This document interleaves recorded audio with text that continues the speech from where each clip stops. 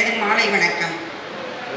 எனது சகோதரன் சட்டக்கல்லூரி தம்பி ஈரோட்டிலேருந்து வந்து நம்ம எல்லாம் லா படிக்கிறப்ப என்ன நினைப்போம்னா, எதில் போய் சம்பாதிக்கலாம், என்ன பண்ணலாம் அப்படிங்கிறத நினைப்போம்.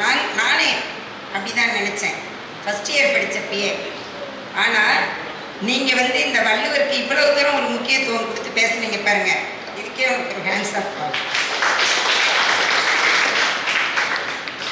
இதுக்கு ஒரு தூண்டுதலாக இருந்தார் பாருங்க. அவர் வந்து வள்ளுவர் மாதிரியே அந்த அண்ணன் உயரத்தில் பிறந்தான். அவரும் இரண்டடி எனது அருமை சகோதரன். அதனால தான் உரிமையாக சொல்கிறேன். ஆனால் அண்ணன் வந்து எல்லா மாவட்டங்களையும் இணைத்திருக்காருங்கிறப்ப ரொம்ப சந்தோஷமாக இருக்குது.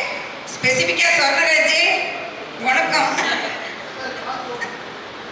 உடலில் முடியலைக்கான அதோட அண்ணனுக்காக வந்திருக்கோம் பாரு, அதுவே மிக்க சிறப்பு தான்.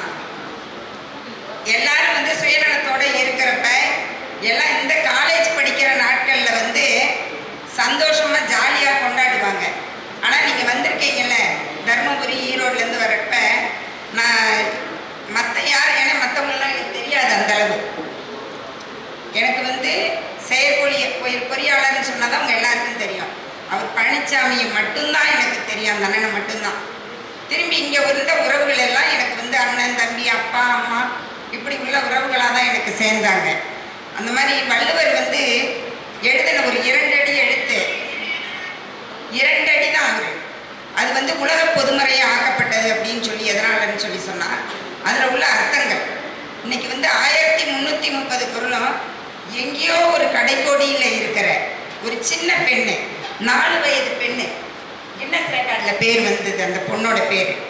ஆனால் நம்மளால் வந்து ஒரு 10 குறள் வீட்டில் நம்ம குழந்தைங்க யாருக்காவது இல்லை நம்மளே கூட தினம் ஒரு குறளை படிக்கணும்னு நினைக்கிறோமா? கிடையாது.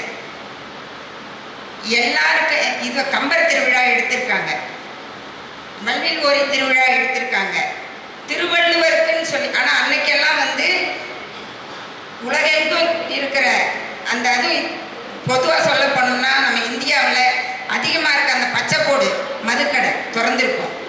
திருவள்ளுவருக்கு எவ்வளவு மரியாதை கொடுத்துருக்காங்கன்னு சொல்லி இதிலிருந்தே நம்ம தெரிஞ்சுக்கலாம். இன்னைக்கு எங்கேயாவது அந்த கடை திறந்திருக்குதா? திறந்திருக்காது. அதில் இருந்த திருவள்ளுவர் எவ்வளவு பெரியவர், அந்த மாதிரி ஒரு மாமனிதர் நம்மளோட இடத்துல பிறந்திருக்காருன்னு சொல்லி நினச்சி நான் பெருமைப்படுறேன். இந்த மண்ணில் பிறந்ததுக்கும் எனது அன்பு சகோதரனுக்கு நான் ஒரு தங்கையாக கிடைச்சதுக்கும் நான் ரொம்ப பெருமைப்படுறேன். மேடம் பொறுத்த வரைக்கும் நல்லா சிறப்பாக பேசக்கூடியவங்க. திடீர்னு அவங்க வந்தாங்க, இன்னும் பேசணும் கொடுத்ததுனால அவங்க சுருக்கமாக பேசி முடித்தாங்க. இதுக்கு முன்னாடி நான் அவங்க பேச்செல்லாம் பார்த்துருக்கேன். மிக சிறப்பாக பேச்சாற்றல் உள்ள வல்லமை உள்ள சாந்தி மேடம் அவர்களுக்கு அகில இந்திய தமிழ்ச்சங்கம் மற்றும் கலைஞர் அறக்கட்டளை சார்பாக வாழ்த்துறை வழங்கிய அவர்களுக்கு நன்றி தெரிவித்துக் கொள்கிறோம். அடுத்ததாக சேலத்தின்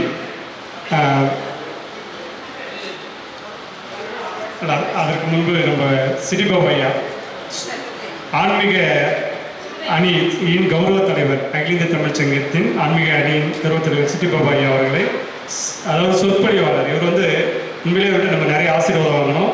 பல